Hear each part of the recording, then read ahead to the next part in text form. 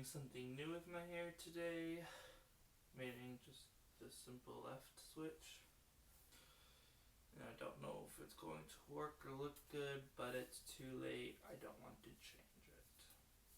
Welcome back to the Coalition of Friends YouTube channel.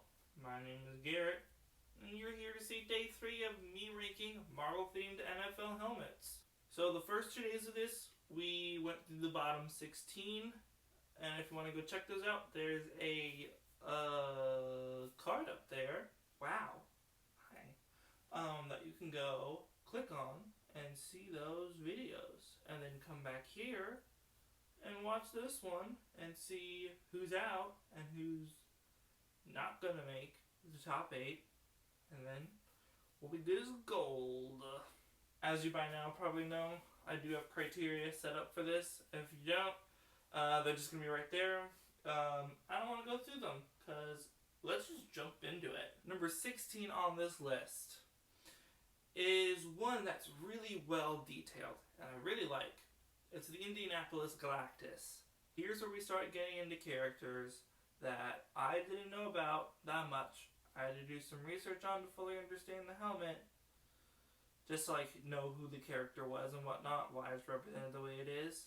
There's a couple on this list, and it's a really fun time. So my thinking for why they chose Galactus is so the Colts have, like, the horseshoe as their thing on their helmet, and Galactus has, like, the two things up here, so it works with the horseshoe. Galactus was a man. Now he's a cosmic entity who used to consume planets. I guess he was a villain or something at some point, but now he works to keep the primary Marvel continuity, I believe. If not, let me know in the comments down below. Let me know about Galactus. Is he good? Is he bad? Let me know. Nonetheless, I think it's well detailed. I think it works for Indianapolis Colts, and that's why it's 16th. There are just better ones ahead of it, and really, that's what I gotta say for every one of these. Every one of these from here on out is a good helmet. Just not as good as the one before it, after it. Number 15 on my list is the Denver Brood. Now, if you don't know, the Brood are an extraterrestrial, parasitic alien race from the planet Sleaze world. They're well known in the X-Men comics where they originated from, and I really enjoy how this looks. I think it's an excellent representation of them. You're keeping the colors with Denver, which is really good. Good on you. It looks like the Bronco, which is great. The detail in the teeth and everything, I think is just spectacular that you'll go that far into making it look like that for the picture. And I think this looks excellent. I really like it. And it is good enough to be 15th. 14th on my list are the Tampa Bay Punishers. What you're getting from this is the Punisher's skull and the flag, and then you have a gun that the flag is coming out of. Now, when I first saw this, in my head, I was like, oh, this could be a really good sitcom bit, but then end up like how a Rick and Morty thing is. So let me explain. So Punisher is like in his hero part of being an anti-hero, and he's like super well regarded. Public just doesn't talk about his killing people. So he has these guns that people sell as toys and stuff, and when you shoot it, the Punisher flag comes out. It's like a little joke thing a clown would have, whatnot, those type of things. And I imagine a kid coming up to him and getting him to sign it.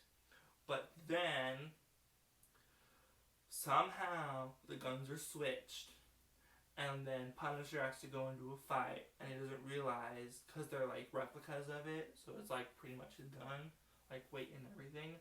And he goes to shoot the gun, but the flag comes out. And with the kid is playing with his friends or whatnot, and then he shoots his friend and kills him. Like, how in that one episode of Rick and Morty, when they're in that, like, casino amusement park thingy, and the little kids are, like, killing themselves, but they don't die, and then they come back to life. But then when the barrier comes down, everyone can die. Little kid shoots his friend, and then he's dead. Just like that. And I was like, this is crazy, but it's a good time, and I would find some enjoyment out of that. Even though, like, that Rick and Morty thing was so brutal to watch, it was funny at the same time. Nonetheless, I think it's a very good helmet. I think it's a good representation of Punisher. You're keeping with the Tampa Bay colors as well, and I like it as 14th. 13th on this list are the Detroit Beasts. Now, if you don't know who Beast is, he's in the X-Men. He's like basically like a blue version of, like, you know, the Beast from Beauty and the Beast. He's super intelligent, super smart. I think in the original X-Men movies, not so much in the new ones, because they're all like teenagers or kids or whatnot, and I don't like it. Nonetheless, you're keeping with the Lions colors and everything, and it's a good switch to go from the Lions to Beasts, and that's why I like it as 13th. 12th is a team that is 12th out of respect to the character because R.I.P. I'm talking about the San Francisco Iron Men. And yes, it is men, not man, because they're going plural, because it's a team and there is no I in team. So it's an okay helmet. I think it doesn't really get the 49ers business and like what their whole helmet was. I think it's literally just 49ers that's on their helmet. And like a red circle or whatnot. If not, there's an image of it right there. And we're back to Iron Man. But, you know, Tony Stark died after he snapped at Thanos and all his goons gone. And we had a funeral and everything for him. No, funeral for Black Widow. I think it's a good representation of Iron Man. You know, you're having his, other than his arc reactor, his other thing you know him is his helmet. And you can use the helmet as the thing in the logo, keeping with San Francisco's colors like gold and red, and I think it works great. 11th place is one that you can get from this image. From this pop figure, you can guess who's in 11th place. But is it who you think? No, it's not. 11th place is this little guy right there.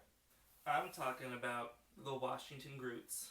Now, it's not a mistake to assume that the Guardians of the Galaxy are some of my favorite characters in the Marvel Cinematic Universe. And in the comics as well, at least like the original team. Or not the original team, the team that everyone knows in the movies. They're just such great movies that have such a good ensemble cast of characters that mesh really well together. And even when they split apart, like in the second movie, you're still getting such good character development. That doesn't take away from the fact that they're not really the Guardians anymore. They're like on their own separate things, but then they come back together, back to being the Guardians and whatnot. Groot's journey in the movies is really the supporting character to Rocket and everyone else. At least in the first movie. He does sacrifice himself, and that enables us to be able to see growth of the character in the next. We have an infant Groot, who is not the smartest because he doesn't know things yet. And then we get into Infinity War, and he's a teenager. And then you can have all those jokes and everything as a normal teenager is, because he's like the first real teenager we have. Peter Parker isn't that much of a teenager. I mean, he is, but he's more grown up because he has these powers and he has to be like a good person.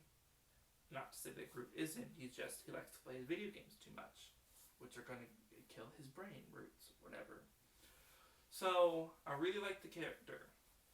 And as you'll see with how these are going, more of my favorite characters start to come up now. That is biased, I know, but it's my opinion, and I don't care. They're just really good representations of the character. I think this is a good way to show Groot. continuing with the Redskins colors, and that's why it's number 11th on this list. In 10th place, can you believe it? We're at 10 now. Wow. Like, wow. We are going to have the New Orleans Nova coming to 10th. And while my only problem with this is that the colors of Nova are kind of getting lost in the colors of New Orleans, I think it's a fine representation nonetheless. The gold of New Orleans is close enough to the yellow of Nova that I'm totally down for this.